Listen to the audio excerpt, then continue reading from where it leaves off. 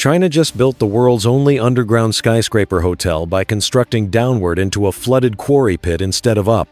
While every other luxury hotel on Earth reaches for the sky, Chinese engineers spent over a decade descending nearly 300 feet below ground, pouring concrete into water, anchoring steel into crumbling rock walls, and defying every principle of traditional construction. This wasn't just ambitious, this was reversing gravity itself. And the way they actually pulled it off will change everything you thought you knew about what's possible in construction. But before a single beam of steel could be placed, workers faced a problem that had stopped everyone else for decades. The water that wouldn't leave. The Shimao quarry wasn't just deep. It was a 300-foot abyss filled with 88 feet of groundwater that had been accumulating for half a century. And that water wasn't sitting still. Natural springs continuously fed fresh water into the pit, meaning even if you pumped it dry, it would refill within days. Every construction company that looked at this project walked away for the same reason. You can't build a foundation underwater, and you can't keep this pit dry. Chinese engineers knew this. They also knew something else. Fighting the water was impossible, so they decided to work with it instead. The dewatering operation began with a system nobody had attempted at this scale. Crews installed massive pumps capable of moving over 13,000 gallons per minute, running 24 hours a day, but pumping alone wouldn't cut it. Engineers drilled deep into the quarry walls, installing a network of drainage pipes that redirected the underground springs away from the construction zone. They essentially rerouted the mountain's groundwater system, forcing natural springs to flow around the pit instead of into it. It took 9 months of continuous pumping before workers could even see the quarry floor. And when they finally did, they discovered the rock foundation was far worse than anyone imagined. But exposed rock was just the beginning of their nightmare. Anchoring into fractured stone. The quarry floor wasn't solid bedrock. It was a shattered mess of unstable rock layers, weakened by decades of explosives and water erosion. Traditional foundation techniques don't work when you're building on fragmented stone that could shift at any moment. And this wasn't a problem you could simply concrete over. The entire weight of a 16-story structure would bear down on this crumbling surface, and if the foundation failed, the hotel would collapse into itself. Chinese engineers had to anchor the building directly into the quarry walls themselves, not just the floor, the walls. They drilled over 2,000 anchor points deep into the surrounding rock face, some reaching depths of 65 feet. These weren't ordinary anchors. Each one was a massive steel tendon, tensioned to over 200 tons of force, literally gripping the mountain from the inside. The building wouldn't sit on the quarry floor. It would hang from the walls like a spider's web, distributing weight across the entire rock structure instead of concentrating it on the unstable base. But drilling into wet, fractured rock created another crisis. Every anchor hole became a new pathway for water infiltration. The more they drilled, the more springs they activated. Workers would install an anchor, and within hours, water would begin seeping around it. The quarry walls were practically weeping. Engineers responded with a technique borrowed from dam construction. They injected each anchor hole with expansive grout that sealed the rock while simultaneously bonding the steel tendons in place. The grout didn't just fill gaps. It expanded under pressure, forcing itself into every crack and fissure, creating a waterproof seal stronger than the rock itself. 3 years into construction, they had transformed unstable quarry walls into a load-bearing skeleton capable of supporting 500,000 tons. Then came the real test, building the structure itself while hanging off the side of a cliff. Concrete that defied gravity.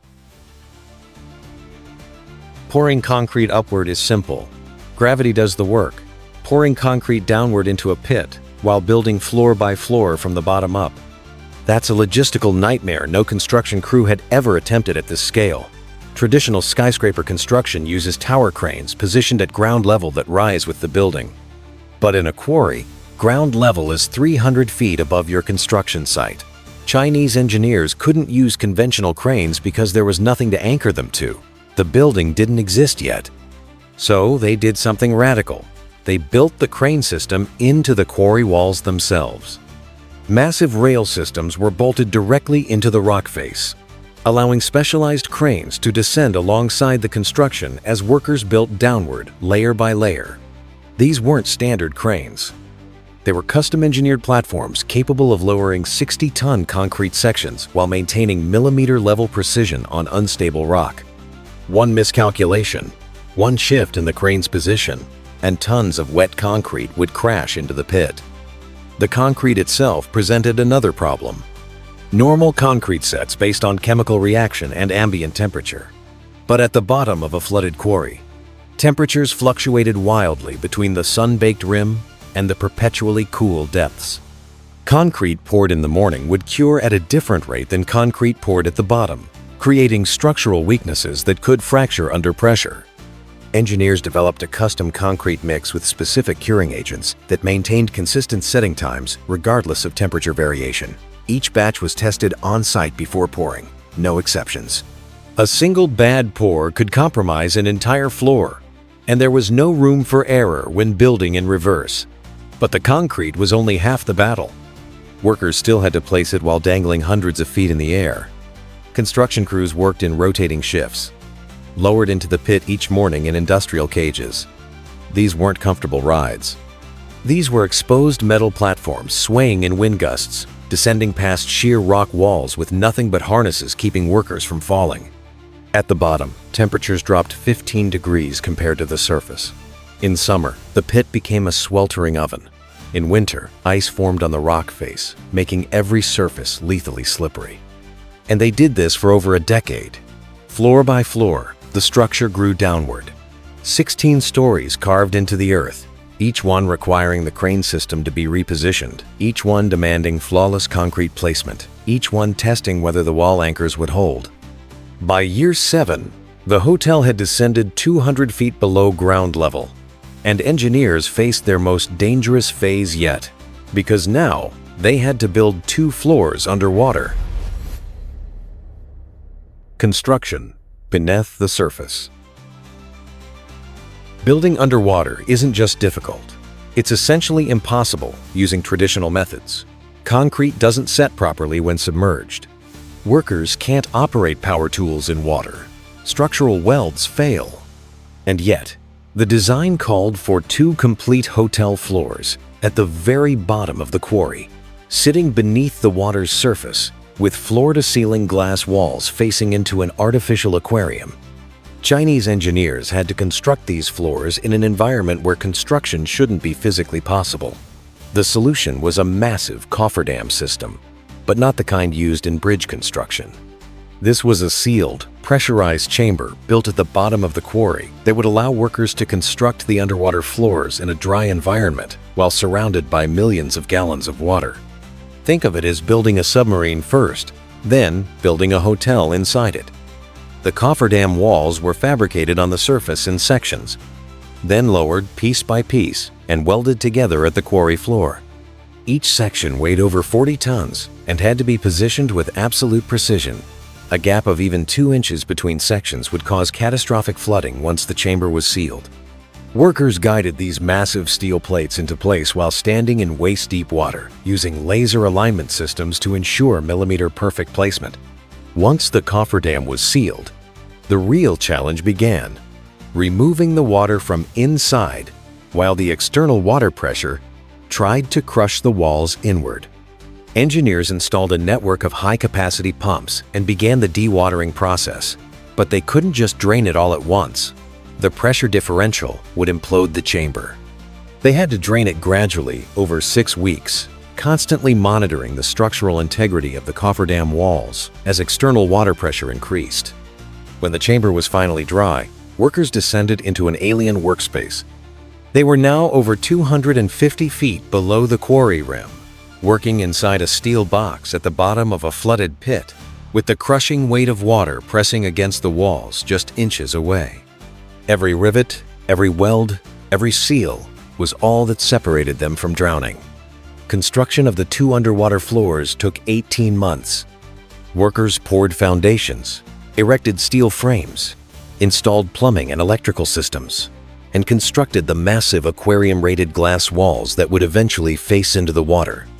All of this happened in complete isolation from the surface, with materials lowered through access shafts and workers entering through pressurized airlocks.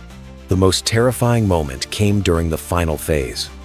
Once construction was complete, engineers had to flood the space between the cofferdam and the new glass walls, essentially filling the aquarium while workers were still inside the structure. If the glass failed under pressure, the entire underwater section would flood in seconds, trapping everyone inside. They pressurized the aquarium gradually over 72 hours while monitoring every square inch of glass for stress fractures. The walls held. When the cofferdam was finally removed, revealing the completed underwater floors for the first time, the hotel had achieved something no other building on Earth had done: functional, inhabitable space beneath a lake's surface. But finishing the structure was only half the battle, because water was still the enemy. The water they couldn't stop. Even with the hotel complete, water continued to infiltrate the quarry at a relentless pace. Those underground springs that had been temporarily redirected during construction, they were still flowing. The mountain was still weeping. And now there was a 500,000-ton structure sitting in the path of millions of gallons of groundwater that had nowhere to go. Engineers calculated that without intervention, the quarry would completely refill within 2 years, submerging the entire hotel under 80 feet of water. They needed a permanent solution that could handle continuous water infiltration for decades, and pumping wasn't an option. Running industrial pumps 24 hours a day for the life of the building would cost millions annually and guarantee eventual mechanical failure. The answer was hidden in plain sight. Turn the problem into a feature. Chinese engineers designed a system that channeled all incoming groundwater into a single, controlled pathway. Instead of fighting the springs, they redirected every drop toward the quarry's north face, where it would cascade down the rock wall as a massive artificial waterfall. This wasn't just aesthetic. The waterfall became the hotel's primary drainage system, naturally moving thousands of gallons per hour away from the structure and into a collection basin at the quarry floor. But a waterfall alone wouldn't handle the volume. Beneath the visible cascade, engineers installed a hidden network of drainage channels carved directly into the rock face. These channels intercepted groundwater before it reached the hotel, routing it behind the waterfall and down into deep collection wells. The system was entirely gravity-powered. No pumps, no electricity. Just the natural downward flow of water doing exactly what it wanted to do anyway. The collection basin at the bottom became another engineering marvel. It wasn't just a holding tank. It was a sophisticated filtration and recycling system that cleaned the spring water and pumped it back up to supply the hotel's plumbing, irrigation, and aquarium systems. The mountain was now providing the hotel's entire water supply, filtered naturally through limestone rock and treated on-site. During the first monsoon season after opening, the system faced its ultimate test. Rainfall added another dimension to the water management challenge. Storm runoff from the surrounding hills poured into the quarry at rates exceeding 10,000 gallons per minute. The waterfall swelled to 3 times its normal volume, roaring down the rock face like a burst dam. The drainage system handled it without issue. The hidden channels absorbed the overflow, the collection basin expanded to accommodate the surge, and not a single drop entered the hotel structure. Engineers had built a system that could handle both the slow, constant seepage of underground springs and the sudden violence of tropical storms. Water had been the project's greatest enemy for over a decade. Now it was the hotel's most spectacular feature and its entire utility infrastructure. But there was one final challenge that nearly derailed everything just months before opening. The rock face that started crumbling. 11 years into construction, with the hotel 90% complete, geological surveys detected something catastrophic. The quarry's east wall, the same wall supporting nearly 40% of the building's anchor points, was shifting, not collapsing, shifting. Micro movements of just millimeters per month, But in a structure where precision is measured in fractions of an inch, millimeters might as well be miles. The cause was water again, but not the springs they'd been managing. Decades of explosive quarrying had created invisible fracture networks deep inside the rock mass. These hairline cracks had been gradually filling with groundwater, and as temperatures fluctuated, the water expanded and contracted, slowly prying the rock apart from the inside. The wall wasn't going to collapse overnight. It was going to fail gradually over years, and the building was already attached to it. Engineers had two options: abandon the project after spending over $500 million and 11 years of work, or stabilize an entire cliff face while a hotel was hanging from it. There was no precedent for this, no textbook solution. No engineer on Earth had ever attempted to reinforce a fractured quarry wall with an occupied structure bolted to its surface. The Chinese team chose the impossible option. They developed a technique called deep rock grouting, but at a scale never attempted before. Using specialized drilling rigs positioned at the quarry rim, crews drilled hundreds of injection holes up to 130 feet deep into the east wall, creating a three-dimensional grid that penetrated the entire fractured zone. Then they pumped high-pressure grout into every hole simultaneously, filling the invisible crack network from the inside out. This wasn't simple concrete injection. The grout mixture included expansive agents that hardened into a substance stronger than the original rock, plus flexible polymers that allowed slight movement without fracturing.